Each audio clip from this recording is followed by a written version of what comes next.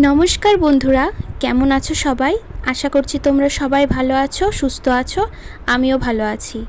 আজকে সকালবেলা ভেবেছিলাম তাড়াতাড়ি স্নানটা করে নেব, কারণ আজকের ওয়েদারটা না খুব ভালো, একদম আমার মনের মতন, মেঘলা মেঘলা একদম।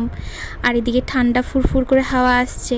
ভেবেছিলাম স্নান করব, তার জন্যই কিন্তু আমি বাথরুমে এসেছি সবার আগে।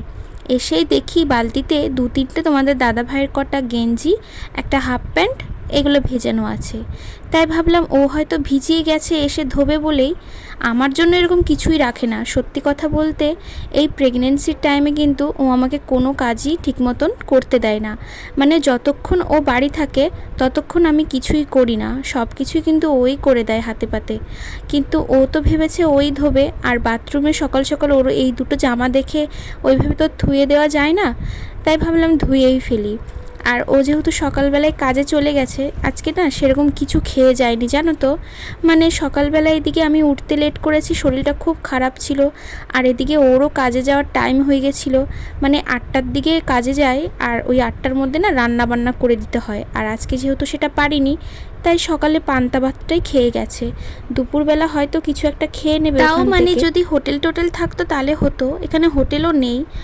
বলেছিলাম যে দাঁড়াও আমি কিছু একটা দিয়ে দিই মুড়ি টুড়ি প্যাক করে, কিন্তু ও না নিতে রাজি হয়নি।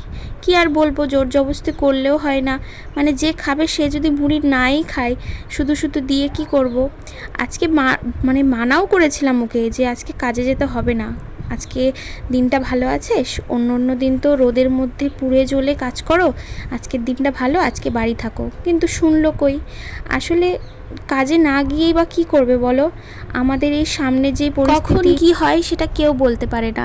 আর তাছাড়া আমাদের সামর্থ্য অতটাও নেই যে আমরা হুট করে ব্যাংক ব্যালেন্স থেকে টাকা বার করে নেব। আমরা দিন আনি দিন খাই, মানে যেমন রোজগার তেমন খাওয়া দাওয়া। তো ওই জন্য আমিও মন থেকে মানে ইচ্ছা করে যে ওকে বলি না, যেতে হবে না। কিন্তু তারপরেও না আমি নিরুপায়, আমি কিছু বলি না, যে থাক ঠিক আছে যাক, একদিন কাজ করলে দিনে যে কটা টাকা আসুক, আসে তো। তো ওই জন্য আমি আর বারণ করি না।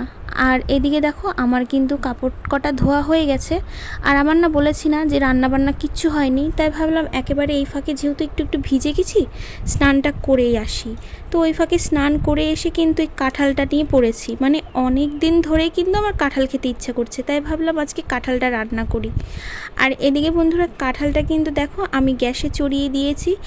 ধোয়া কাটা এগুলো তো তোমাদের দেখায় না, মানে একটু বেশি বড় হয়ে যাবে তাহলে ভিডিওটা, ওই জন্য ভাবলাম থাক। আর এইখানে দেখো আমাদের যে পেয়ারা গাছটা আছে, ওই পেয়ারা গাছটা না তোমাদের দাদা ভাই একটা কিসের পাখির বাসা এনে রেখে দিয়েছে। আর আমি ভেবেছিলাম কি হয়তো সত্যি সত্যি বাসা বেঁধেছে, কিন্তু ভেতরে গিয়ে দেখি মানে যখন বাসাটা ধরে দেখি যে না, এটা হচ্ছে কোথা থেকে এনে পেয়ারা গাছে আর কি লাগিয়ে রেখেছে। কি বলবো, তোমাদের দাদা ভাইয়ের না একদম বাচ্চা বাচ্চা সব, এখনও যায়নি। আর আজকে না আমি যাব একটু সেন্টারে আর ব্যাংকের বই আনতে, মানে একটা ছোট্ট ব্যাংকের বই বানাতে দিয়েছি আপাতত, তো সেটাই আনতে যাব আজকে।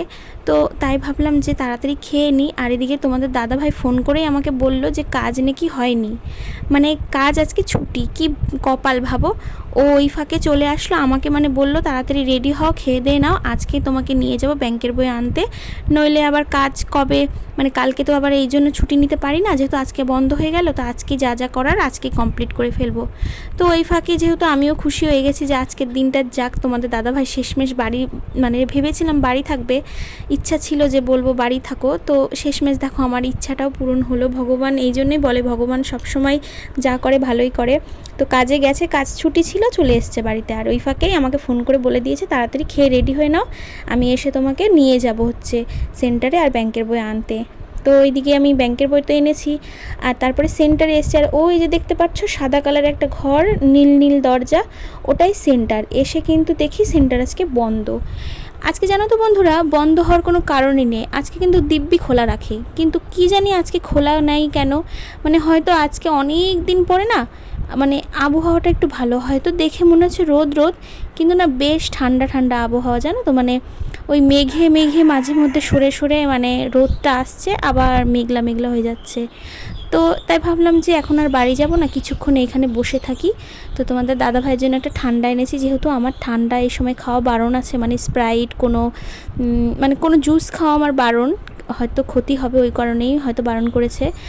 আর ওই জন্য ভাবলাম যে গরমের মধ্যে কি করবো, একটু ঠান্ডা জল খাই আর কটা চিড়ে খাই। যাই হোক, আজকে এই ভিডিওটা কেমন লাগলো জানিও।